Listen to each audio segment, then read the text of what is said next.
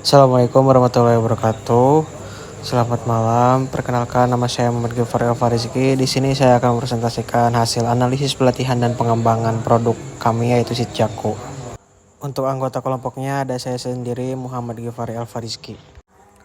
Untuk profil perusahaannya sendiri yaitu Sitjaku. Sitjaku pangsit jamur keju merupakan usaha pangan inovatif yang bergerak di bidang pengolahan makanan siap saji, ready to eat, dan frozen food. Dengan produk utama berupa pangsit isi jamur kuping, filet dada ayam, dan keju. Produk ini memiliki keunggulan pada variasi penyajian, yaitu dapat disajikan pada dalam bentuk goreng, kuah, maupun frozen food. Usaha ini dijalankan oleh PT For Unity Indonesia dan memiliki target pasar utama yaitu mahasiswa, remaja, keluarga muda, serta pecinta makanan inovatif dan keju. Berdasarkan laporan usaha, total tenaga kerja yang terlibat berjumlah 5 orang yang menangani produksi, pengemasan, pemasaran, dan administrasi.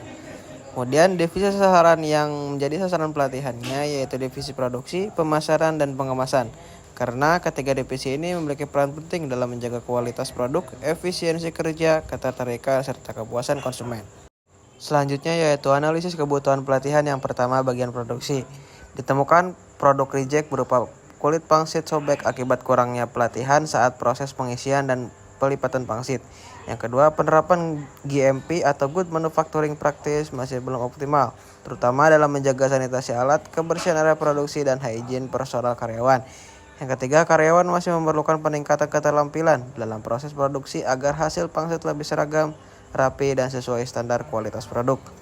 Kemudian, bagian pemasaran. Yang pertama, promosi produk masih terbatas pada penyebaran pamflet digital dan penjualan langsung secara face to face sehingga jangkauan pasar belum luas.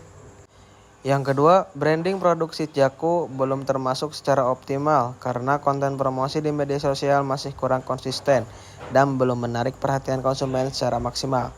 Yang ketiga yaitu bagian pemasaran. Yang pertama, bagian proses pengemasan frozen food. Terdapat kesulitan dalam penggunaan vacuum sealer khususnya saat memvakum chili oil sehingga hasil kemasan kurang rapi dan berpotensi menurunkan kualitas produk.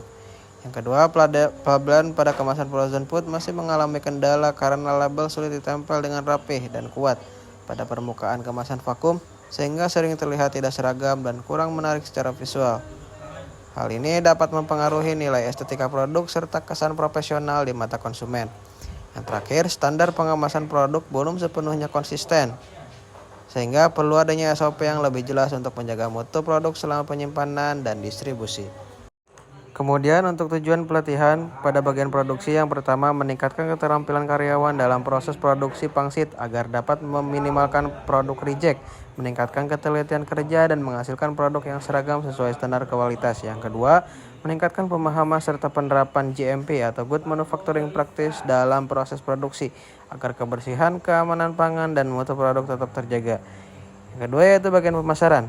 Yang pertama, meningkatkan kemampuan karyawan dalam melakukan pemasaran digital melalui media sosial seperti Instagram, WhatsApp bisnis, dan platform penjualan online.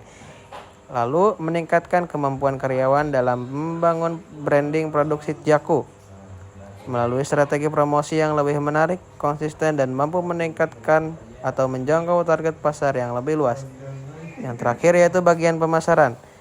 Meningkatkan keterampilan karyawan pada proses pengemasan frozen food khususnya pada penggunaan vacuum sealer untuk chili oil agar hasil kemasan lebih rapih, aman, dan tahan simpan.